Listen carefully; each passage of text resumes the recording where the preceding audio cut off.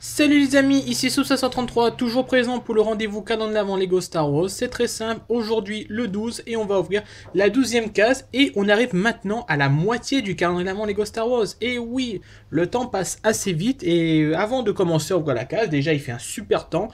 Donc ça me plaît parce que enfin je retrouve l'éclairage que j'aime tant.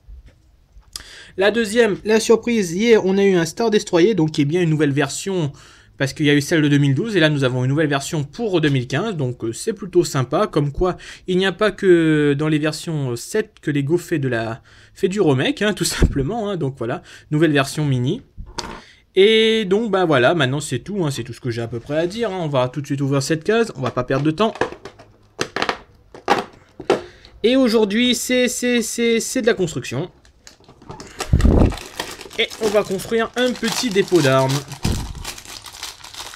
C'est un petit moment d'ailleurs qu'on n'avait pas construit de dépôt d'armes, parce qu'on a juste eu celui avec les Woks et pour la Mijawa.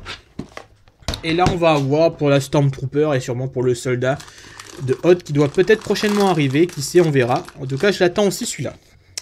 Donc c'est parti, on va commencer par construire. Donc il nous faut déjà la base. Il nous faut la pièce de x1 ici qu'on met comme ceci. Il me faut ça. Les petites briques avec les pinces.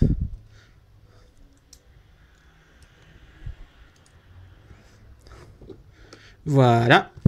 Un petit levier, hein. On va faire genre que voilà, il y a quelque chose, hein. Par contre, je veux pas dire, mais le style du dépôt d'armes, moi, je suis pas très fan, hein. J'aimais bien celui de 2013 parce que je le trouvais très efficace.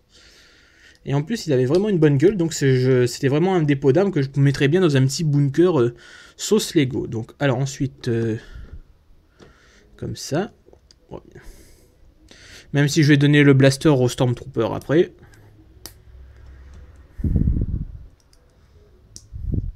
Et on met surtout la petite grille en bas pour vous donner un petit style, un petit cachet, hein, donc voilà.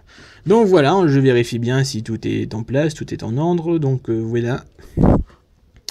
Et en pièce supplémentaire, une petite île rouge, ça fait toujours son office, c'est un levier, donc c'est pas encore enfin, c'est pas vraiment extraordinaire, mais bon, c'est toujours mieux que rien. Donc voilà, bah, c'est la 12e surprise du calendrier de l'Avent Lego Star Wars. Nous sommes déjà maintenant, comme je l'ai dit au début de la vidéo, à la moitié de ce calendrier. Donc je sais pas pour vous ce que vous en pensez. Pour l'instant, je trouve qu'il y a des hauts et des bas. Mais bien sûr, j'expliquerai tout ça quand on arrivera fatalement à la case 24, bien évidemment.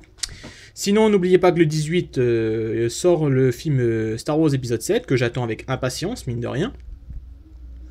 Et voilà, donc c'est tout ce que j'ai à peu près à dire. Donc ouais, un petit dépôt d'armes, oui, bon. Voilà, c'est pas, enfin, c'est un grand classique du calendrier de l'Avent. Mais bon, voilà, il y avait certains qui étaient bien faits, comme celui de 2013, que je vous ai dit, que je trouvais sympa. Ou même celui de l'année dernière, où c'est qu'il y avait le dépôt d'armes version cheminée, où c'est que tu avais les sabres laser et l'holocron qui était vraiment sympathique. Mais ça, voilà, bon, de toute façon, on peut pas vraiment critiquer plus que ça, parce que cette surprise n'a juste que d'intérêt de vous filer les armes pour vos figurines. Donc là, j'aurai le blaster pour le Stormtrooper, et puis on verra le reste après. Donc voilà, bah c'est tout, hein, donc 12e case, dépôt d'armes, donc voilà, j'espère que vous avez apprécié la vidéo. Quant à moi, bah je vous retrouve demain, et on va ouvrir la 13e case, et on verra ce qu'il y a dedans. Allez, salut!